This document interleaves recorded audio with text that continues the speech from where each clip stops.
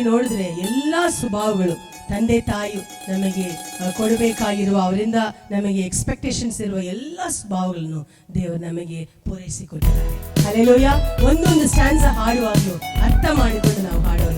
ಆರಿಸಿಕೊಂಡ ಮಗನಾಗಿ ಮಗಳಾಗಿ ಆರಿಸಿಕೊಂಡ, ನನ್ನ ಪಾಪವೆಲ್ಲ ಕ್ಷಮಿಸಿ ರಕ್ತದಿಂದ ತೊಳೆದಿದ್ದಾರೆ. ನನಗೆ ರೋಗ ಕಷ್ಟಗಳು ಬರುವಾಗ ಗಾಯದಿಂದ ನಾನು ಗುಣವಾಗಿದ್ದೇನೆ. ನಾನು ಪವಿತ್ರ ಆತ್ಮನಿಂದ ತುಂಬಲ್ಪಟ್ಟು ಬಲವುಳ್ಳವಳಾಗಿ ಬದುಕ್ತಾ ಇದ್ದೀನಿ. ಎಲ್ಲಾ ಶೋಧನೆಯನ್ನು, ಶೈತಾನ್ ನನಗೆ ಉಂಟು ಮಾಡಿರುವ ಎಲ್ಲ ಶೋಧನೆಯನ್ನು ನನಗೆ ಜಯಿಸಕ್ಕೆ ದೇವರು ಸಹಾಯ ಮಾಡ್ತಾರೆ. ಹಲ್ಲೆಲೂಯಾ.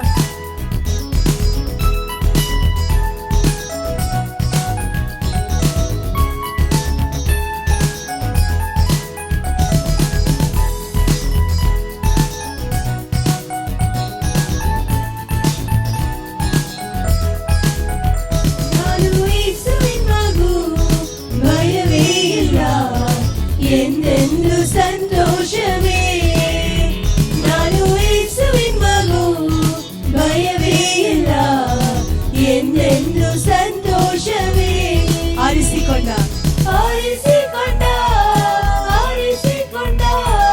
ಮಗನಾಗಿ ಮಗಳಾಗಿ ಆರಿಸಿಕೊಂಡ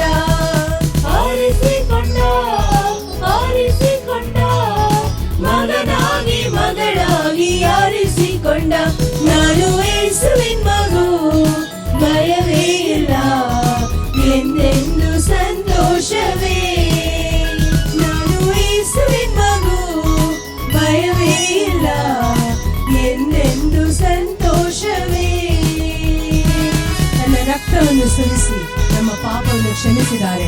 ಆದ್ರಿಂದ ನೀವು ನಾನು ನೀತಿವಂತರಾಗಿದ್ದೀರಿ. ಆದ್ರಿಂದ ಶೈತಾನ್ ಯಾವಾಗ್ಲೂ ನೀವು ಪಾಪಿಗಳು, ನೀವು ತಪ್ಪು ಮಾಡಿದಿರಿ, ನಿಮಗೆ ಆಶೀರ್ವಾದಗಳು ಸಿಗಲ್ಲ, ನೀವು ಸಂತೋಷವಾಗಿ ಬದುಕಬಾರದು ಅಂತ ಹೇಳಿದ್ರೆ ನೀವು ಉತ್ತರ ಕೊಡಿರಿ, ನನ್ನ ರಕ್ತದಿಂದ ತೊಳೆಯಲ್ಪಟ್ಟಿದ್ದೇನೆ, ನಾನು ನೀತಿವಂತನಾಗಿ ನಿಲ್ಲುತ್ತಾ ಇದ್ದೇನೆ. ಹಲ್ಲೆಲೂಯಾ. ನೀತಿವಂತನಾಗಿ ನಿಲ್ಲುತ್ತಾ ಇದ್ದೇನೆ. ಹಲ್ಲೆಲೂಯಾ.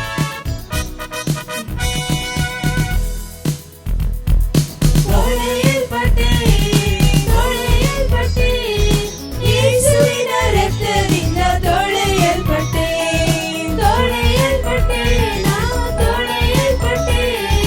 ಯೇಸುವಿನ ರಕ್ತದಿಂದ ತೊಳೆಯಲ್ಪಟ್ಟೆ. ನಾನು ಯೇಸುವಿನ ಮಗು, ಭಯವೇ ಇಲ್ಲ. ಎಂದೆಂದು ಸಂತೋಷವೇ. ನಾನು ಯೇಸುವಿನ ಮಗು, ಭಯವೇ ಇಲ್ಲ. ಎಂದೆಂದು ಸಂತೋಷವೇ. ಅನೇಕ ಸಮಸ್ಯೆಗಳು, ಅನೇಕ ಆರೋಗ್ಯ ಸಮಸ್ಯೆಗಳು ನಮ್ಮ ಜೀವನದಲ್ಲಿ ಬಂತು, ಆದ್ರೆ ದೇವರು ನಮ್ಮನ್ನು ಕೈ ಬಿಟ್ಟಿಲ್ಲ. ಹಲ್ಲೆಲೂಯಾ. ಹಲ್ಲೆಲೂಯಾ. ಎಷ್ಟೋ ದಿನಗಳು ಹಾಸಿಗೆಯಿಂದ ಎದ್ದೊಳಕ್ಕೆ ಆಗಲ್ಲ ಅಂದಿರುವ ಬಲಹೀನಗಳು ಬಂತು, ಕೈ ಕಾಲು ನಿಂದೋಗಿ ತರ ಪರಿಸ್ಥಿತಿಗಳು ಬಂತು. ಅನೇಕ ಸಮಸ್ಯೆಗಳಲ್ಲಿ ನಾವು ಹಾಸ್ಪಿಟಲ್ ಹೋಗಿ ನಾನು ಬದುಕೇನಾ ಎಂಬ ಪರಿಸ್ಥಿತಿ ಇದ್ದ ಒಂದು ಸಿಚುವೇಶನ್ಸ್ ಎಲ್ಲ ಬಂತು. ಆದ್ರೆ ದೇವರು ಮಾತ್ರ ಕೊಟ್ಟಂತ ಮಾತನ್ನು, ವಾಗ್ದಾನವನ್ನು ಪೂರೈಸಿ ನಮಗೆ ಗುಣಪಡಿಸಿ ಬಲಪಡಿಸಿ ಇವಾಗ ನಿಮ್ಮನ್ನು ಕೂರಿಸಿದ್ದಾರೆ. ಹಲ್ಲೆಲೂಯಾ.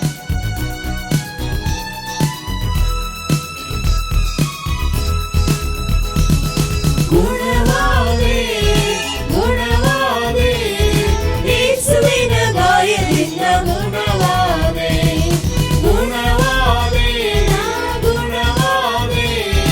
ಯೇಸುವಿನ ಗಾಯದಿಂದ ಗುಣವಾದೆ. ನಾನು ಯೇಸುವಿನ ಮಗು, ಭಯವೇ ಇಲ್ಲ. ಎಂದೆಂದು ಸಂತೋಷವೇ. ನಾನು ಯೇಸುವಿನ ಮಗು, ಭಯವೇ ಇಲ್ಲ. ಎಂದೆಂದು ಸಂತೋಷವೇ. ಪವಿತ್ರ ಆತ್ಮನಿಂದ ನಾವು ತುಂಬಲ್ಪಟ್ಟಿದ್ದೀವಿ. ಯೇಸು ಸ್ವಾಮಿ ಹೇಳಿದ್ರು, ನಾನು ನಿಮಗೋಸ್ಕರ ಒಂದು ಸಹಾಯಕನನ್ನು ಬಿಟ್ಟು ಹೋಗುತ್ತೇನೆ. ಅವರು ನಿಮ್ಮ ಜೊತೆ ಇದ್ದು ನಿಮ್ಮನ್ನು ದಾರಿ ನಡೆಸುತ್ತಾರೆ. ಹಲ್ಲೆಲೂಯಾ. ಹಲ್ಲೆಲೂಯಾ. ಸಹಾಯಕನಾಗಿರುತ್ತಾರೆ. ನಿಮಗೆ ಇದೇ ದಾರಿ, ಇದರಲ್ಲಿ ಹೋಗಿರಿ, ಇದು ದಾರಿ ಅಲ್ಲ, ಇಲ್ಲಿ ಹೋಗಬಾರದು, ಇದು ತಪ್ಪು, ಇದು ಸರಿ ಎಂಬ ತಿಳಿವಳಿಕೆಯನ್ನು ಕೊಟ್ಟು ನಿಮ್ಮನ್ನು ನಡೆಸುತ್ತಾರೆ, ಬಲಪಡಿಸುತ್ತಾರೆ ಎಂಬುದಾಗಿ ಪವಿತ್ರ ಆತ್ಮನನ್ನು ನಮಗೋಸ್ಕರ ಬಿಟ್ಟು ಹೋಗಿದ್ರು. ಹಲ್ಲೆಲೂಯಾ. ಆ ಪವಿತ್ರ ಆತ್ಮನು ಸಭೆಯನ್ನು ನಡೆಸುವರಾಗಿರುತ್ತಾರೆ. ಹಲ್ಲೆಲೂಯಾ.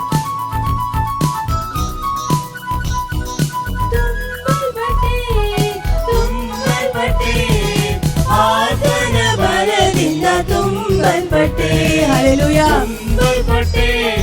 ತುಂಬಲ್ಪಟ್ಟೆ. ತುಂಬಲ್ಪಟ್ಟೆ. ನಾನು ಯೇಸುವಿನ ಮಗು, ಭಯವೇ ಇಲ್ಲ, ಎಂದೆಂದು ಸಂತೋಷವೇ. ನಾನು ಯೇಸುವಿನ ಮಗು, ಭಯವೇ ಇಲ್ಲ, ಎಂದೆಂದು ಸಂತೋಷವೇ. ಜಯಿಸಿರುವೆ, ಜಯಿಸಿರುವೆ, ಜಯಿಸಿರುವೆ, ಶೈತಾನನನ್ನು ಜಯಿಸಿರುವೆ. ಜಯಿಸಿರುವೆ, ಹಲ್ಲೆಲೂಯಾ. ಶೈತಾನನನ್ನು ಜಯಿಸಿರುವೆ. ನಾನು ಯೇಸುವಿನ ಮಗು, ಭಯವೇ ಇಲ್ಲ, ಎಂದೆಂದು ಸಂತೋಷವೇ. ನಾನು ಯೇಸುವಿನ ಮಗು, ಭಯವೇ ಇಲ್ಲ, ಎಂದೆಂದು ಸಂತೋಷವೇ. ಅಪ್ಪ ಎಂದೆಂದು ಸಂತೋಷವೇ, ಎಂದೆಂದು ಸಂತೋಷವೇ. Hallelujah, hallelujah.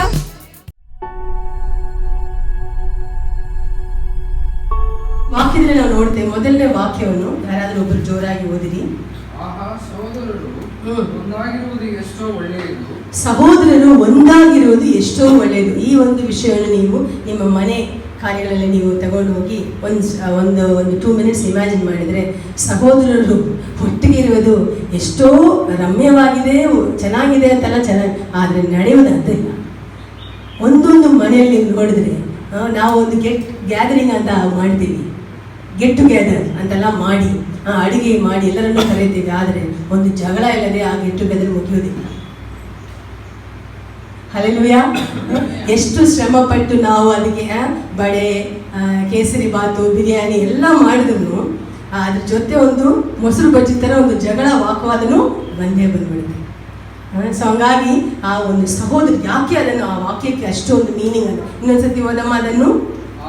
ಆಹಾ ಅಂದ್ರೆ ಹೆಂಗೆ ಅಂದ್ರೆ ವಾವ್, ಆಹಾ ಎಷ್ಟು ಚೆನ್ನಾಗಿದೆ ನೋಡಕ್ಕೆ ಅಂತಾರೆ. ಯಾಕೆಂದ್ರೆ ಹಂಗೆ ಇರುವುದು ಬಹಳ ಕಡಿಮೆ. ಸಹೋದರರು ಒಂದಾಗಿರುವುದು ಎಷ್ಟೋ ಒಳ್ಳೆಯದು. ಸಹೋದರರು ಒಂದಾಗಿರುವುದು ಎಷ್ಟೋ ಒಳ್ಳೆಯದು, ಎಷ್ಟೋ ರಮ್ಯವಾದದ್ದು, ಎಷ್ಟೋ ರಮ್ಯವಾದದ್ದು, ಎಷ್ಟೋ ಒಳ್ಳೆಯದು, ಎಷ್ಟೋ ರಮ್ಯವಾದದ್ದು. ಯಾಕೆಂದ್ರೆ ವಾಕ್ಯ ಹೇಳುತ್ತದೆ, ನೀವು ಒಕ್ಕಟ್ಟಾಗಿ ಒಮ್ಮನಸ್ಸಿಂದ ಪ್ರಾರ್ಥನೆ ಮಾಡುವ ಪ್ರಾರ್ಥನೆಯನ್ನು ನಾನು ಕೇಳುತ್ತೇನೆ. ನೀವು ಸಮಾಧಾನವಾಗಿರುವಾಗ ನಾನು ಅಲ್ಲಿ ವಾಸ ಮಾಡುತ್ತೇನೆ. ನೀವು ಒಬ್ಬರೊಂದಿಗೆ ಒಬ್ಬರು ಪ್ರೀತಿಯನ್ನು ತೋರಿಸುವಾಗ ನನ್ನ ಸ್ವಭಾವವನ್ನು ತೋರಿಸುತ್ತೀರಿ. ಈ ತರ ಈ ಒಂದು ಸಮಾಧಾನದೊಳಗಡೆ ನೀವು ನೋಡಿದ್ರೆ ಅಲ್ಲಿ ದೇವರ ಸ್ವಭಾವ ಇದೆ, ದೇವರ ಸಮ್ಮುಖ ಇದೆ, ದೇವರ ಪ್ರಸನ್ನತೆ ಇದೆ, ದೇವರ ಆಶೀರ್ವಾದ ಇದೆ. ಹಲ್ಲೆಲೂಯಾ. ಸೊ ಹಾಗಾಗಿ ಈ ಒಂದು ಒಟ್ಟು ಆಹಾ ಅಂತ ಹೇಳೋದಕ್ಕೆ ಕಾರಣ ಏನಂದ್ರೆ, ಆಹಾ ಇದು ನಡೆಯೋದೇ ಇಲ್ಲಲ್ಲ, ಎಷ್ಟು ರಮ್ಯವಾಗಿದೆ ಅಂತ ಅರ್ಥ.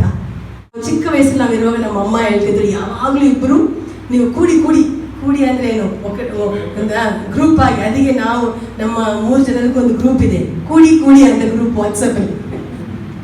ಯಾಕೆಂದ್ರೆ ಚಿಕ್ಕ ವಯಸ್ಸಲ್ಲಿ ಅವ್ರು ಹೇಳ್ತಾರೆ, ನೀವು ಕೂಡಿ ಕೂಡಿ ಯಾವಾಗಲೂ ಮಾತಾಡ್ತಾ ಇರ್ತೀರಿ. ಈವಾಗ ಮದುವೆ ಆಯಿತು, ಹೆಂಡತಿ ಗಂಡ ಮಕ್ಕಳೆಲ್ಲ ಬಂದದ ಮೇಲೆ ಆ ಒಂದು ಚಿಕ್ಕ ವಯಸ್ಸಲ್ಲಿದ್ದ ಅನ್ಯೋನ್ಯತೆ ಯಾವಾಗಲೂ ಹೇಳ್ತಾರೆ. ನಾನು ನಮ್ಮ ಫ್ರೆಂಡ್ಸ್ ಎಲ್ಲ ಮಾತಾಡುವಾಗ ನಮ್ಮ ಫ್ಯಾಮಿಲಿಯಲ್ಲಿ ಅಣ್ಣ ತಮ್ಮ ಕೂಡಿರೋದೇ ತುಂಬ ಕಷ್ಟ ಅಂತ. ಆಯ್ತಾ. ಸೊ ಹಂಗಾಗಿ ನಾವು ಹೇಳ್ತಾ ಇರುವಾಗ ಕೆಲವು ವಿಷಯಗಳು, ಈ ಒಂದು ಅಣ್ಣ ತಮ್ಮ ಎಲ್ಲ ಜೊತೆ ಇರೋದು, ಒಕ್ಕಟ್ಟಾಗಿರೋದು ಎಷ್ಟು ರಮ್ಯವಾಗಿದೆ, ಎಷ್ಟು ಶ್ರೇಷ್ಠವಾಗಿದೆ. ಅದಕ್ಕೆ ದಾವೀದನು ಆಹಾ ಅಂತ ಹೇಳ್ತಾನೆ. ಇಲ್ಲಿ ನಾವು ನೋಡೋದು ಬರೀ ಅಣ್ಣ ತಮ್ಮ ಮಾತ್ರ ಅಲ್ಲ, ಒಬ್ಬರೊಂದಿಗೆ ಒಬ್ಬರು ಸಮಾಧಾನವಾಗಿ ಪ್ರೀತಿಯನ್ನು ಹಂಚಿಕೊಂಡು ದೇವ ಕುಟುಂಬವಾಗಿ ದೇವರ ಮಕ್ಕಳಾಗಿ ಇದನ್ನು ನಾವು ಕಮ್ಯೂನಲ್ ಹಾರ್ಮನಿ ಸಾಮ್ ಅಂತ ಕರೀತೀವಿ. ಕಮ್ಯೂನಲ್ ಹಾರ್ಮನಿ ಸಾಮ್ ಇದೊಂದು ಕಮ್ಯೂನಲ್ ಹಾರ್ಮನಿ ಅಂದರೆ ಅದು ಬರೀ ಮನೆಗೆ ಮಾತ್ರ ಮಾತನಾಡುವ ಕಾರ್ಯ ಅಲ್ಲ. ಒಂದು ಸಭೆ ಕೂಡುವಾಗ, ಒಂದು ಕುಟುಂಬ ಕೂಡುವಾಗ, ಒಂದು ಸಮಾಜದಲ್ಲಿ ನಾವು ಒಂದು ಕಡೆ ಕೂಡಿ ನಿಲ್ಲುವಾಗ ಒಬ್ಬರೊಂದಿಗೆ ಒಬ್ಬರು ಹೇಗಿರಬೇಕು, ಸಮಾಧಾನವಾಗಿರಬೇಕು, ಪ್ರೀತಿಯನ್ನು ತೋರಿಸುವರಾಗಿರಬೇಕು, ದೇವರ ಸ್ವಭಾವದಲ್ಲಿ ಇರಬೇಕು. ಯಾವಾಗಲೂ ಜಗಳ ಮಾಡದೆ, ವಾಗ್ವಾದ ಮಾಡದೆ, ನಾನು ಹೆಚ್ಚು, ನನ್ನ ಜೊತೆ ಇರೋರೆಲ್ಲ ಕೆಳಗಡೆ ಇದ್ದಾರೆ ಅಂತ ನೋಡದೆ, ನಮ್ಮನ್ನು ಏನು ಮಾಡಬೇಕಂತ ನಾವು ನಮ್ಮನ್ನು ಇನ್ನೊಬ್ಬರಿಂದ ನಾವೇನು ಮಾಡಬೇಕು, ನಾವು ಹೆಚ್ಚಾಗಿ ಇದು ಮಾಡದೆ ಅವರನ್ನು ನಮಗಿಂತ ಹೆಚ್ಚಾಗಿ ನಾವು ನೋಡಬೇಕು ಅಂತ ವಾಕ್ಯ ಹೇಳ್ತಾರೆ. ಆಯ್ತಾ. ಸೊ ಹಾಗಾಗಿ ನಮ್ಮ ಜೀವನದಲ್ಲಿ ನಮ್ಮ ಸ್ವಭಾವಗಳು ಹೇಗಿದೆ, ಎಷ್ಟು ದಿನ ನಾವು ಸಭೆಗೆ ಹೋಗುತ್ತೇವೆ ಅಂತಲ್ಲ, ಇಲ್ಲಿ ವಾಕ್ಯ ಹೇಳ್ತಿದ್ದೆ, ಆಹಾ ನೀವು ಎಲ್ಲೆಲ್ಲ ಹೋಗುತ್ತೀರೋ, ಎಲ್ಲೆಲ್ಲ ಕೂಡಿ ಸೇರುತ್ತೀರೋ, ಯಾರ ಜೊತೆಲ್ಲ ಮಾತನಾಡುತ್ತೀರೋ, ಕುಟುಂಬ ಐಕ್ಯಗಳೆಲ್ಲ ಇರುತ್ತೋ, ಸಭೆಯಲ್ಲಿ ಬಂದು ಕೂಡಿದ್ರೆ ನಿಮ್ಮನ್ನು ನೋಡಿ, ನಿಮ್ಮ ಗುಂಪನ್ನು ನೋಡಿ ಜನರು ಆಹಾ ಎಷ್ಟು ಸಂತೋಷವಾಗಿದ್ದಾರೆ, ಎಷ್ಟು ಸಮಾಧಾನವಾಗಿದ್ದಾರೆ ಅಂತ ಹೇಳಕ್ಕೆ ಸಾಧ್ಯದೆಯಾ? ಆ ಥರ ನಮ್ಮ ಬಾಳು ಬದುಕಿದೆಯಾ ಅಂತ ಒಂದು ಪ್ರಶ್ನೆ.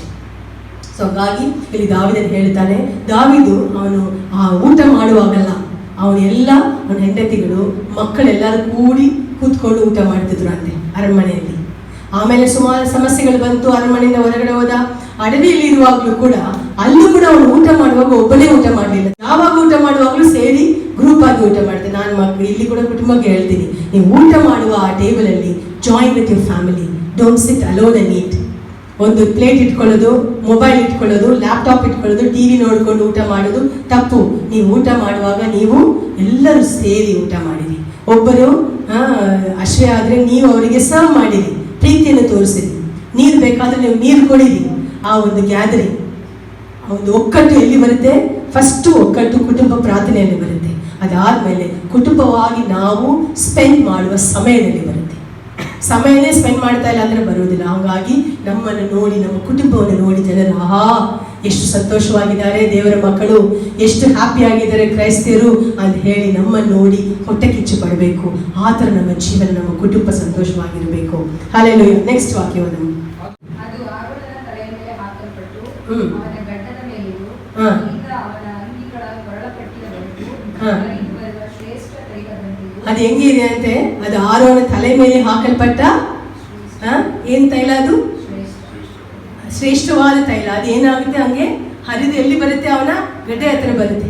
ಅದು ಫುಲ್ಲು ಏನಾಗುತ್ತೆ? ಸುರಿಸಿ ಇಲ್ಲೆಲ್ಲ ಅವರು ಹಾಕ್ತಾರೆ ಅಭಿಷೇಕ ತೈಲ. ಅದು ಅನಾಯಿಂಟ್ ಮಾಡುವಾಗ ಒಬ್ಬರನ್ನು ರಾಜನಾಗಿ ಆರಿಸಿಕೊಂಡು, ಇಲ್ಲಾಂದರೆ ಯಾಜಕರಾಗಿ ಆರಿಸಿಕೊಂಡು ಅನಾಯಿಂಟ್ ಮಾಡುವಾಗ ಆಲಿವ್ ಆಯಿಲ್ ಅಂತ ಹೇಳ್ತಾರೆ. ಆಲಿವ್ ಆಯಿಲ್ ತಲೆ ಮೇಲೆ ಹಾಕ್ತಾರೆ.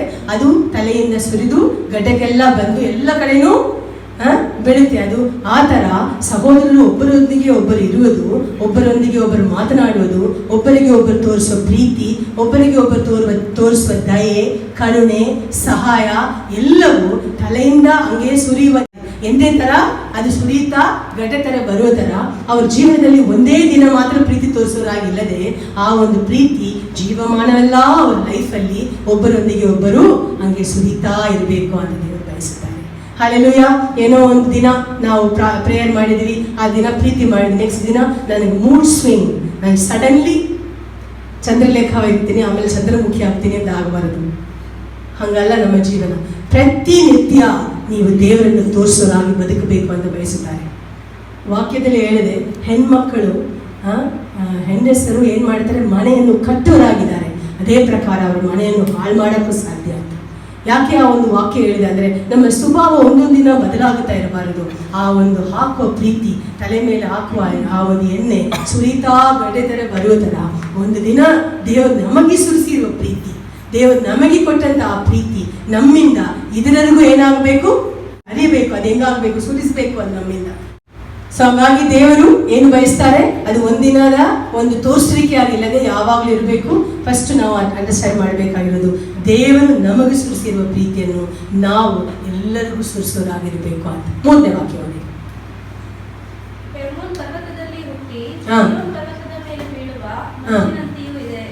ಈ ಹೆರ್ಮೋನ್ ಪರ್ವತದಲ್ಲಿ ಏನಾಗುತ್ತೆ ಅಂದರೆ ಮಂಚು ಅದು ಬೀಳುತ್ತೆ. ಅದೇ ಆಯ್ತಾ? ಇಲ್ಲಿ ನೀವು ಇನ್ನೊಂದು ಕಡೆ ನೋಡಿದ್ರೆ ಸಿಯೋನ್ ಪರ್ವತದಲ್ಲಿ ಇರುವ ಬೆಟ್ಟದಿಗೆ ಅಲ್ಲಿ ಏನು ಬರಲ್ಲ, ಅಲ್ಲಿ ಮಂಚೇನು ಬೀಳಲ್ಲ. ಅದು ಒಂಥರ ಒಣಗಿರುವ ಒಂದು ಬೆಟ್ಟವಾಗಿರುತ್ತದೆ. ಸೊ ಹಾಗಾಗಿ ಇಲ್ಲಿ ಹೆರ್ಮೋನ್ ಪರ್ವತದಲ್ಲಿ ಬೀಳುವ ಈ ಮಂಚು ಅದು ನೀರಾಗಿ ಬದಲಾಗಿ ನದಿಯಾಗಿ ಬಂದು ಈ ಚಿಯೋನ್ ಪರ್ವತದ ಕಡೆ ಬರುತ್ತೆ ಅಂತ ನಾವು ನೋಡ್ತೇವೆ. ಸೊ ಹಂಗಾಗಿ ನಮ್ಮ ಆ ಪ್ರೀತಿ ಹೆಂಗಿಂದ ಎಲ್ಲಿ ಬರುತ್ತೆ ನೋಡಿ, ಅಲ್ಲಿ ಹೆರ್ಮೋನ್ ಪರ್ವತದಿಂದ ಚಿಯೋನ್ ಪರ್ವತದವರೆಗೂ ಆ ಪ್ರೀತಿ ನದಿಯಾಗಿ ಬರುತ್ತಾ ಇದೆ. ಸೊ ಹಂಗಾಗಿ ಅಷ್ಟು ಹೆಚ್ಚಾದ ಪ್ರೀತಿ, ಒಬ್ಬರು ಸಹೋದರರು ಒಬ್ಬರೊಂದಿಗೆ ಒಬ್ಬರು ವಾಸ ಮಾಡೋದು, ಪ್ರೀತಿ ತೋರಿಸೋದು, ಒಬ್ಬರಿಗೋಸ್ಕರ ಒಬ್ಬರು ನಿಲ್ಲೋದು ಎಂಬುದಾಗಿ ನಾವು ನೋಡುತ್ತೇವೆ. ಸೊ ಹಾಗಾಗಿ ಈ ನಮ್ಮ ಜೀವನದಲ್ಲಿ ನಾವು ನೋಡಬೇಕಾದ್ರೆ ಕ್ರೈಸ್ತರಾಗಿರುವ ನಾವು ಎಲ್ಲರಿಗೂ ಪ್ರೀತಿಯನ್ನು ತೋರಿಸಬೇಕು ಅಂತ ದೇವರು ಬಯಸುತ್ತಾರೆ. ವಿಶೇಷವಾಗಿ ನಾನು ನಿಮಗೆ ಹೇಳ್ತೀನಿ, ನೀವು ದೇವರನ್ನು ಹೊಂದಿರುವ ಜನರು, ಯೇಸು ಸ್ವಾಮಿ ನಿಮಗೆ ತಂದೆಯಾಗಿ ತಾಯಾಗಿದ್ದಾರೆ, ನೀವು ಕ್ರೈಸ್ತರು, ನಿಮ್ಮಲ್ಲಿ ಕ್ರಿಸ್ತನು ವಾಸವಾಗಿರುವುದರಿಂದ ಒಣಗಿರುವ ಅನೇಕರಿಗೆ, ಪ್ರೀತಿ ಇಲ್ಲದೆ ಇರುವ ಅನೇಕರಿಗೆ ನಿಮ್ಮಿಂದ ಆ ಪ್ರೀತಿ ಹೋಗಬೇಕು, ನದಿಯಾಗಿ ಹಾರಿ ಹೋಗಬೇಕು. ಹಲ್ಲೆಲೂಯಾ. ಹಲ್ಲೆಲೂಯಾ. ನೀವು ನಿಮಗೆ ಸಿಕ್ಕಿರುವ ಪ್ರೀತಿಯನ್ನು ನೀವು ಮಾತ್ರ ಅನುಭವಿಸಿಕೊಂಡು ನಿಮ್ಮ ಮಕ್ಕಳಿಗೆ ಮಾತ್ರ ಕೊಟ್ಬಿಟ್ಟು ಅಲ್ಲ ಬದುಕೋದು. ನಿಮ್ಮ ಮನೆಯಿಂದ ಅದು ಆಚೆ ಬರಬೇಕು, ಕೆಲಸ ಮಾಡುವ ಜಾಗದಲ್ಲಿ ತೋರಿಸಬೇಕು, ಸಮಾಜದಲ್ಲಿ ತೋರಿಸಬೇಕು, ಅಕ್ಕಪಕ್ಕದಲ್ಲಿರುವ ಮನೆಗಳಲ್ಲಿರುವ ಮಕ್ಕಳಿಗೆ ತೋರಿಸಬೇಕು. ಹಂಗಿರುವಾಗ ನೀವು ಏನು ದೇವರಿಂದ ಪಡ್ಕೊಂಡಿರುವ ಈ ಪ್ರೀತಿ ಒಣಗಿರುವ, ಪ್ರೀತಿ ಇಲ್ಲದೆ ಇರುವ, ಇಲ್ಲಿ ಹೆಂಗೆ ಹನುಮೋನ್ ಬೆಟ್ಟದಲ್ಲಿ ಇರುವ ಆ ಒಂದು ಮಂಚಿಂದ ಬರುವ ನೀರು ನದಿಯಾಗಿ ಹೋಗಿ ಒಣಗಿರುವ ಬೆಟ್ಟಕ್ಕೆ ಸಹಾಯ ಮಾಡುತ್ತದೋ, ಅದೇ ತರ ನೀವು ಅಲ್ಲಿರುವ ಗಿಡಗಳಿಗೆಲ್ಲ ನೀರು ಕೊಡುತ್ತದೋ, ಅದೇ ತರ ನೀವು ಕೂಡ ಕ್ರಿಸ್ತನಿಂದ ಪಡ್ಕೊಂಡಿರುವ ಪ್ರೀತಿಯನ್ನು ನೀವು ಅನೇಕರಿಗೆ, ಪ್ರೀತಿ ಇಲ್ಲದೆ ಇರುವ ಅನೇಕರಿಗೆ ನೀವು ಕೊಟ್ಟು ದೇವರ ನಾಮವನ್ನು ಮಹಿಮೆ ಪಡಿಸಬೇಕು. ಅದಕ್ಕೋಸ್ಕರನೇ ನೀವು ಆರಿಸಲ್ಪಟ್ಟಿದ್ದೀರಿ. ಹಲ್ಲೆಲೂಯಾ. ವಾಕ್ಯ ಹೇಳುತ್ತದೆ, ನೀವು ಪ್ರೀತಿಯನ್ನು ತೋರಿಸುವುದಕ್ಕೆ ಆರಿಸಲ್ಪಟ್ಟವರು ಎಂಬುದಾಗಿ. Hallelujah, hallelujah. ಸೊ ಹಾಗಾಗಿ ಇಲ್ಲಿ ದೇವರು ಒಂದೇ ಒಂದು ವಾಕ್ಯ ಮಾತ್ರ ಓದ್ಬಿಟ್ಟು ನಾವು ಮುಗಿಸೋಣ. ರೋಮಾ ಬರೆದವರಿಗೆ ಪೌಲನು ಬರೆದಿರುವ ಪತ್ರಿಕೆ 12:10. ಕ್ರೈಸ್ತ ಸಹೋದರರು ಓದು. ಅಣ್ಣ ತಮ್ಮಂದಿರೆಂದು ಒಬ್ಬರನ್ನೊಬ್ಬರು ಪ್ರೀತಿಸಿರಿ.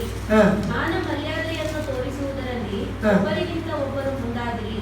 ಜಾಗ್ರತೆ ಬೇಕಾದಲ್ಲಿ ಆಲಸ್ಯವಾಗಿರದೆ ಆಸಕ್ತಿ ಚಿತ್ತರಾಗಿದ್ದು ಕರ್ತನ ಸೇವೆ ಮಾಡುವವರಾಗಿರ್ರಿ. ಮೊದಲ ಲೈನ್ ಅನ್ಸುತ್ತೆ ಓದಮ್ಮ. ಕ್ರೈಸ್ತ ಸಹೋದರರು. ಕ್ರೈಸ್ತ ಸಹೋದರರು ಯಾರು? ಕ್ರೈಸ್ತ ಸಹೋದರರು ಸಭೆಗೆ ಬರುವ ನಾನು, ನೀವು, ನಿಮ್ಮ ಜೊತೆ ಕೂತಿರುವವರು, ಹತ್ತಿರ ಇರುವವರು, ನೀವು ಕ್ರೈಸ್ತ ಸಹೋದರರು ಹೇಗಿರ್ಬೇಕು? ಅಣ್ಣ ತಮ್ಮಂದಿರೆಂದು ಒಬ್ಬರನ್ನೊಬ್ಬರು ಪ್ರೀತಿಸಿರಿ. ನಿಜವಾಗಿ ನೀವು ಒಂದೇ ತಾಯಿಗೆ ಹುಟ್ಟಿಲ್ಲ ಅಂದ್ರೂ ದೇವರ ರಕ್ತದಲ್ಲಿ ನೀವೆಲ್ಲರೂ ಒಂದೇ ತಂದೆ ತಾಯಿಯಾಗಿರುವ ದೇವರ ಮಕ್ಕಳಾಗಿರುವುದರಿಂದ ಅಣ್ಣ ತಮ್ಮಂದಿ ತರ ನೀವು ಹೆಂಗಿರ್ಬೇಕು? ಒಬ್ಬರನ್ನು ಒಬ್ಬರು ಪ್ರೀತಿಸಬೇಕು. ಸಾಕಮ್ಮ. ಸೊ ಹಂಗಾಗಿ ದೇವರು ಈ ದಿನ ನಾವು ಮಾತನಾಡಿರೋದು ಸಹೋದರರು ಒಕ್ಕಟ್ಟಾಗಿರೋದು, ಒಮ್ಮನಸ್ಸಿಂದಿರುವುದು ಎಷ್ಟು ಎಷ್ಟು ರಮ್ಯವಾಗಿದೆ, ಎಷ್ಟು ಸಂತೋಷವಾಗಿದೆ. ನಿಮ್ಮ ಕುಟುಂಬಕ್ಕೆ ಮಾತ್ರ ಅಲ್ಲ, ನಿಮ್ಮ ಕುಟುಂಬದಲ್ಲೂ ಅದು ಇರಬೇಕು. ಅದು ಮಾತ್ರ ಅಲ್ಲದೆ ಸಮಾಜದಲ್ಲೂ ನೀವು ಇರುವ ಎಲ್ಲ ಕಡೆಯೂ ದೇವರ ಪ್ರೀತಿಯನ್ನು ಹೆಚ್ಚಾಗಿ ಸುರಿಸಿರಿ. ಅನೇಕ ಒಣಗಿರುವ ಹೃದಯಗಳಿಗೆ, ನೋವುಗಳಲ್ಲಿ ಇರುವ ಪ್ರೀತಿ ಇಲ್ಲದೆ ಇರುವವರಿಗೆ ನೀವು ನಿಮ್ಮ ಪ್ರೀತಿಯನ್ನು ತೋರಿಸಿರಿ. ಹಾಗಾಗಿ ನಿಮ್ಮಿಂದ ಅನೇಕರು ಯೇಸು ಸ್ವಾಮಿ ಪ್ರೀತಿಯನ್ನು ಅರಿತುಕೊಂಡು ದೇವರ ರಾಜ್ಯದ ಮಕ್ಕಳಾಗಿ ಬದಲಾಗುವರು. ಈ ದೇವರು ನನಗೂ ಬೇಕು ಅಂತ ಹೇಳಿ ಸಭೆಗೆ ಹೆಚ್ಚೆಚ್ಚಾಗಿ ಓಡಿ ಬರುವರು. ನೀವು ದೇವರ ಪ್ರೀತಿಯನ್ನು ತೋರಿಸಿರಿ. ಆ ಒಂದು ರೀತಿಯಲ್ಲಿ ಸಾಕ್ಷಿಗಳಾಗಿ ಬದುಕಿ ದೇವರ ನಾಮವನ್ನು ಮಹಿಮೆ ಪಡಿಸಿರಿ. ಹಲ್ಲೆಲೂಯಾ. ದೇವರ ಈ ಕೀರ್ತನೆ ಭಾಗ ಮುಖಾಂತರ ನಿಮ್ಮನ್ನು ಆಶೀರ್ವದಿಸಿ.